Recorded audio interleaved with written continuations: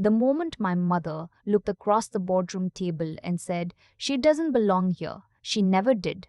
I didn't flinch. I didn't cry. I just folded my hands in my lap and waited. Because I knew something she didn't.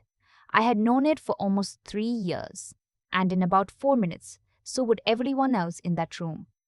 Let me take you back to the beginning, because none of this makes sense without it.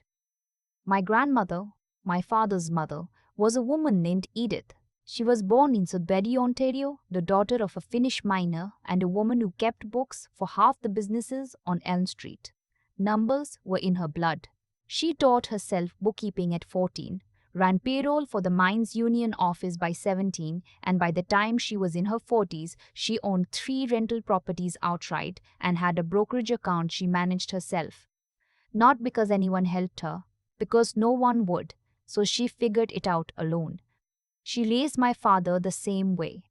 Careful with money, careful with paperwork, careful with people who smiled too wide when money was on the table. She used to tell me, when I was small and sitting at her kitchen table in Lively eating peanut butter on toast, that the most dangerous words in the English language were, "Don't worry about the details." She said it while tapping my hand with one finger. Always worry about the details, sweetheart.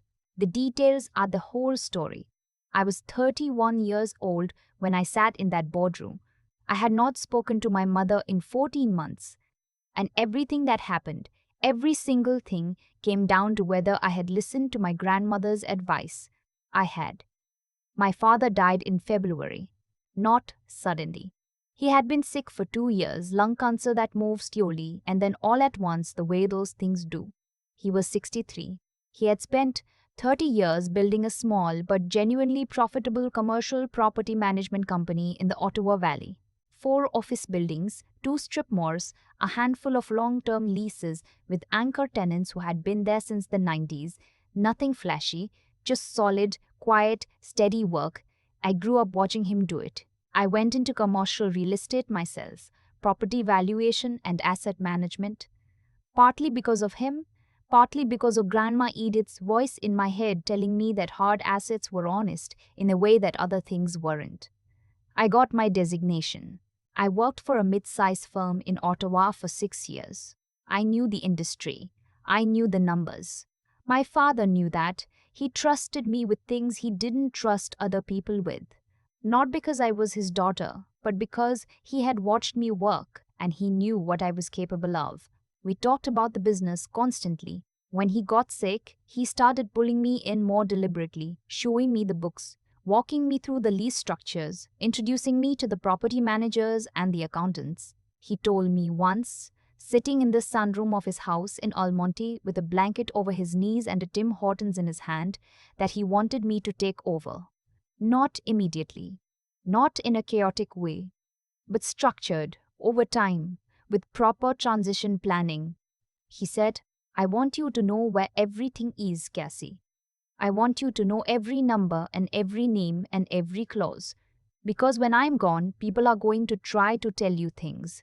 And I need you to already know the truth before they open their mouths." I didn't understand what he meant then. I do now.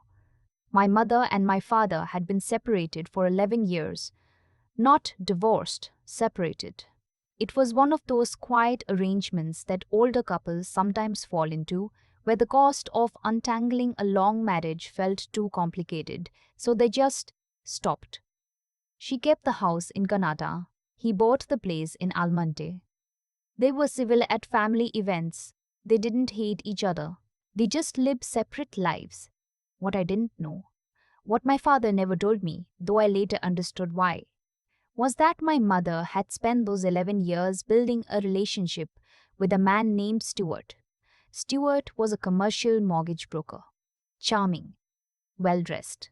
The kind of man who knew when to laugh at a joke and when to pick up a check. He had been a peripheral figure in my life for years. Someone I knew vaguely existed. Someone I'd met maybe twice at gatherings. Someone I filed under, not my business. He was my mother's business, though. Very much her business. What I didn't know until much later was that Stuart had been quietly advising my mother on my father's assets for years. Not formally. not legally. Just conversations, just suggestions, just the occasional question slipped in when she had access to information she probably shouldn't have had. My father's illness gave them an opening. In the last 8 months of my father's life, my mother started coming around again. Not to Almonte, he didn't want that, and she seemed to know better than to push it, but she became present in other ways: phone calls, emails, cards. She started showing up at family dinners again, the kind that happened around my aunt's place in Carlton Place. She was warm, she was attentive.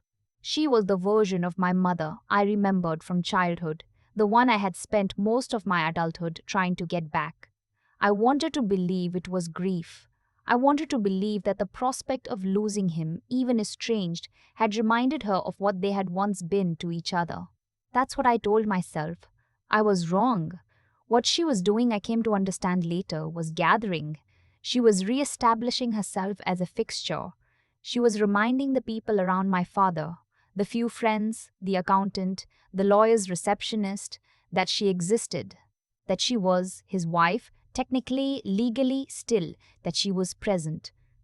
And she was working on my father directly in ways I couldn't see because I was focused on his health, on his care, on the business questions he wanted to walk through with me. She had someone in his ear. I don't know how many times they spoke. I don't know exactly what was said. But by November, 3 months before he died, something had shifted. He seemed tired in a different way, less focused on the transition planning we had been doing, more vague about timelines. I told myself he was just sick, that his energy was going to other things, that it was natural. The paperwork I found after he died told a different story. My father had a will. He had made it in 2019, when he got his diagnosis, when he still had time to think clearly and plan deliberately. I had read it with him. I knew what was in it.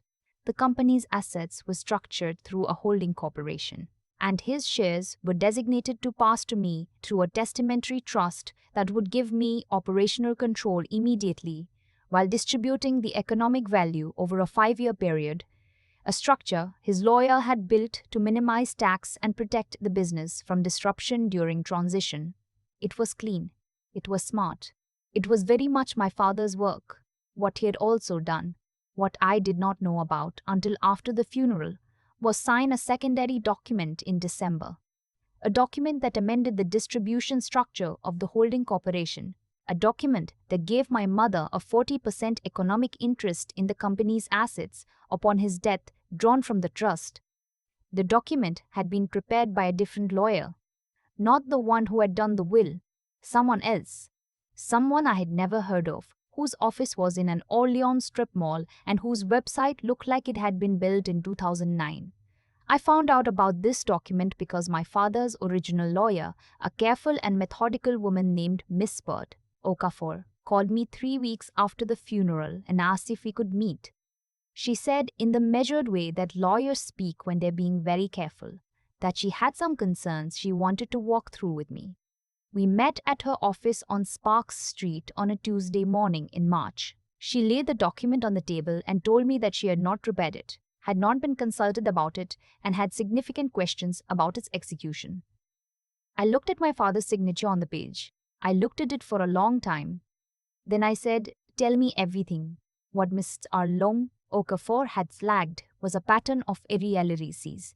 The document had been notarized, but the notary seal was from a commissioner of oaths whose name appeared in a fraud complaint that had been filed with the Law Society of Ontario 2 years earlier.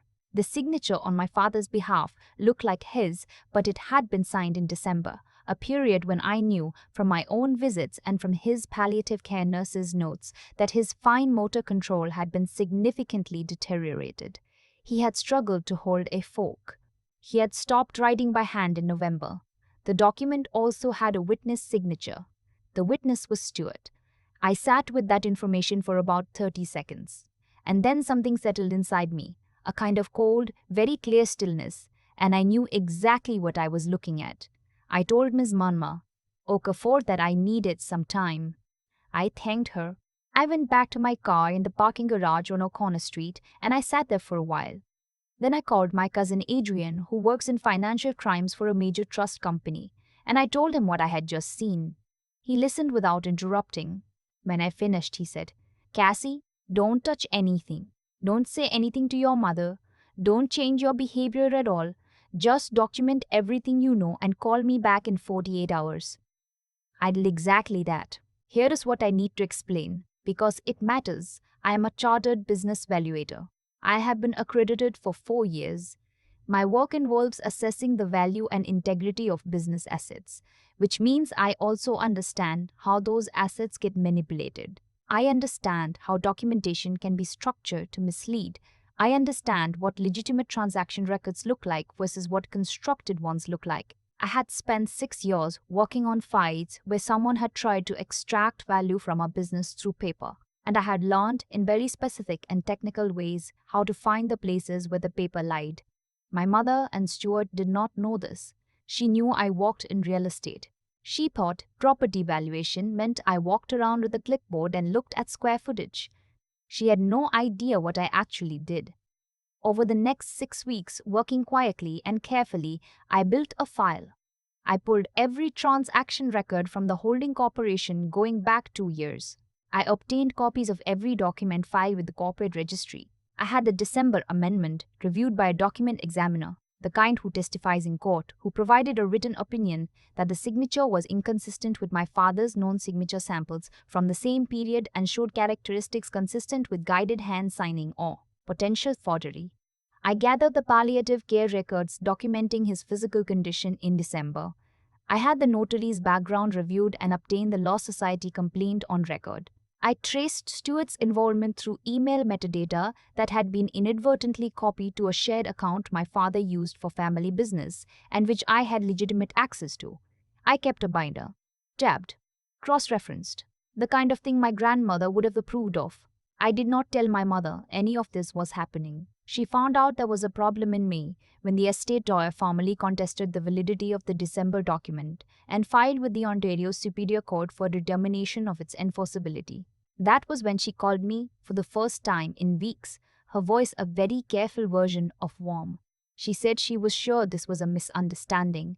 She said my father had told her he wanted her taken care of. She said he had been worried about her financial security and had made this decision himself, freely, without any pressure from anyone. She said that Stuart had simply helped facilitate what my father had asked for as a favor, because the original lawyer had been difficult to reach. I listened. I said I understood. I said I was sure the process would sort everything out. She said, Cassie, we're family. This doesn't have to be a fight. I said, I know, Mom. I know. What I did not say was that I had already submitted a 37-page evidentiary brief to the court.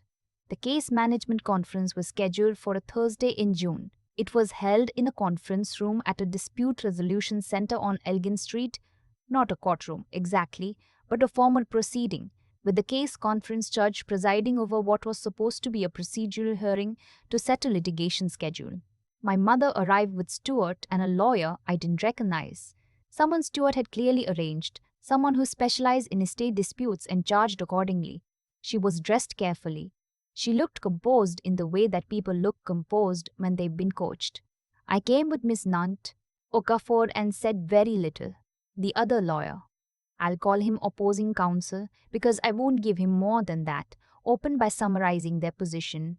My father had made his wishes clear. The document was legitimate.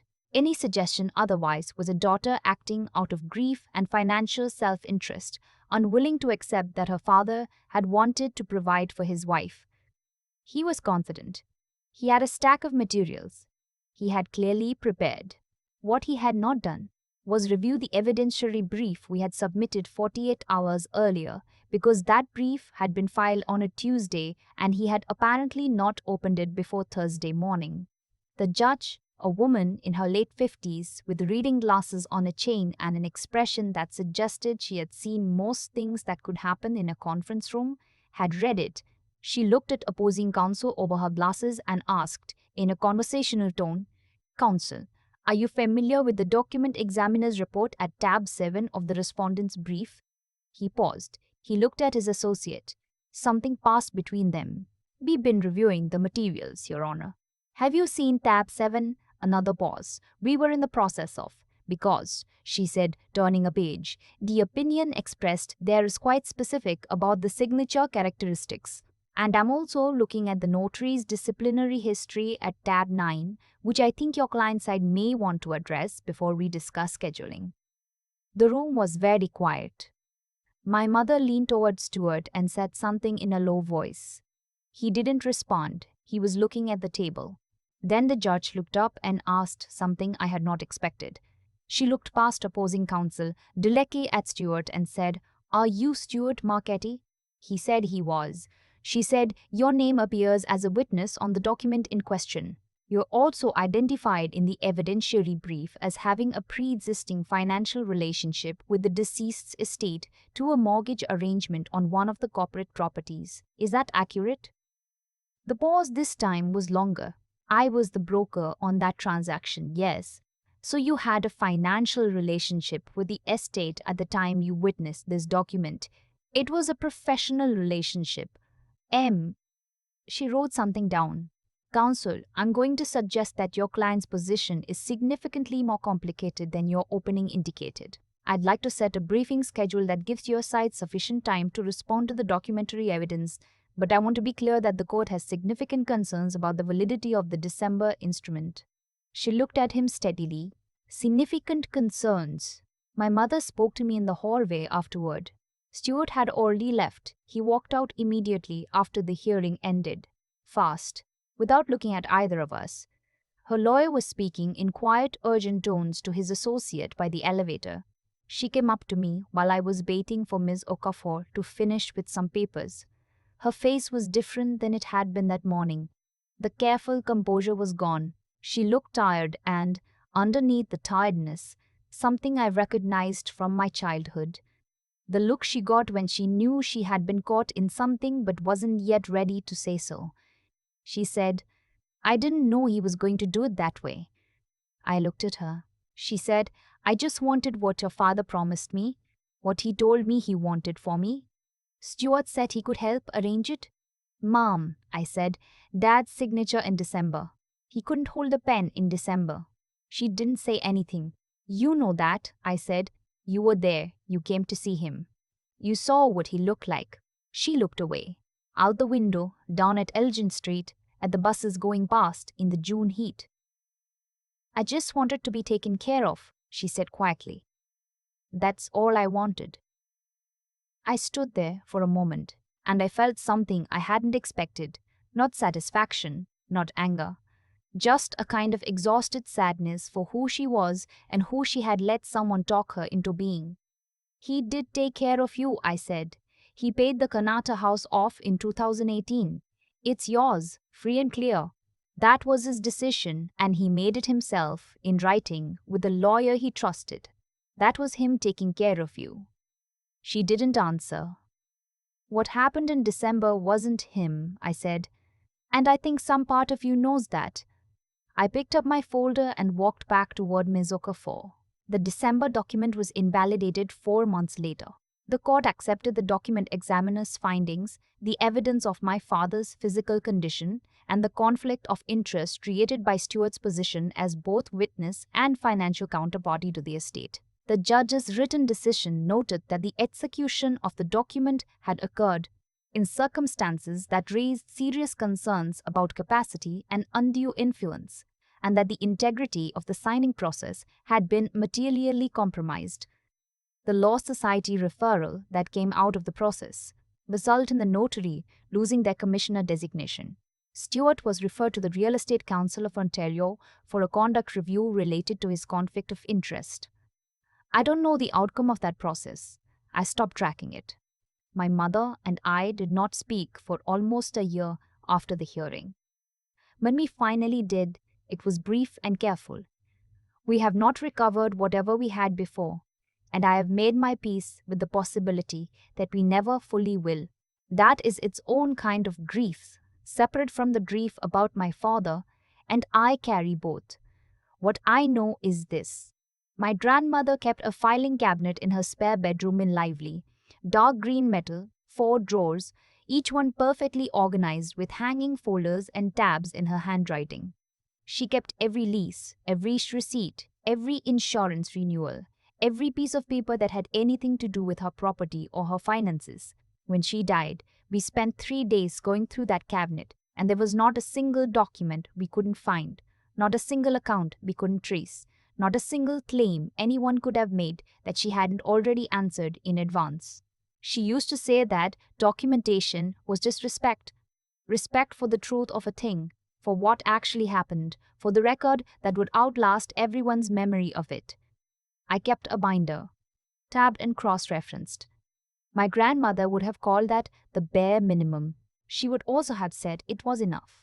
It was. I still think about that green filing cabinet sometimes. 4 drawers, dark metal. My grandmother's handwriting on every tab.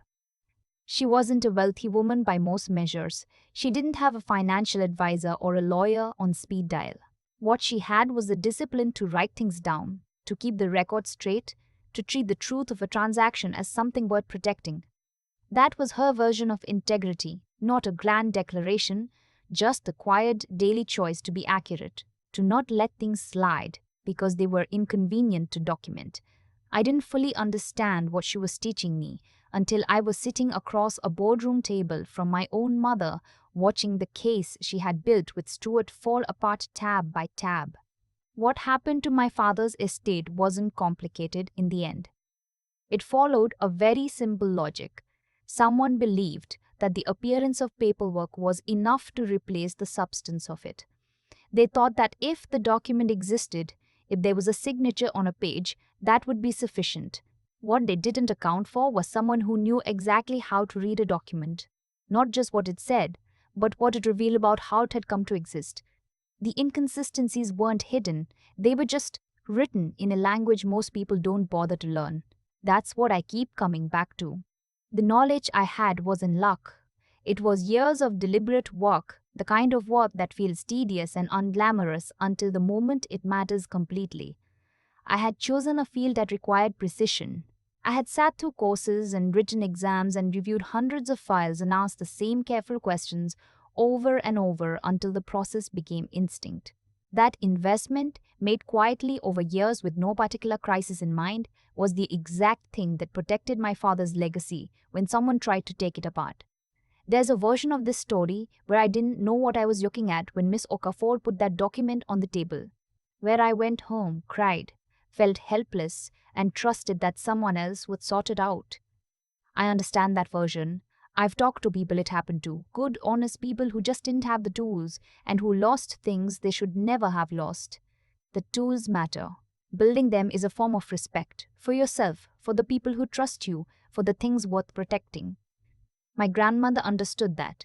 She didn't wait for a crisis to become someone who could handle one. And the other thing I think about is the silence. People sometimes ask how I managed to sit in that room while my mother called me names and not react. The honest answer is that I wasn't suppressing anything. I was just finished. When you've done the work, when the file is complete, and the evidence is documented and the truth is already in writing, there's nothing left to prove in the room. The argument had already been made. It was sitting in a binder on a judge's desk. Patience isn't passive. Sometimes it's the most active thing you can do. My grandmother knew that too. She just called it doing things properly the first time.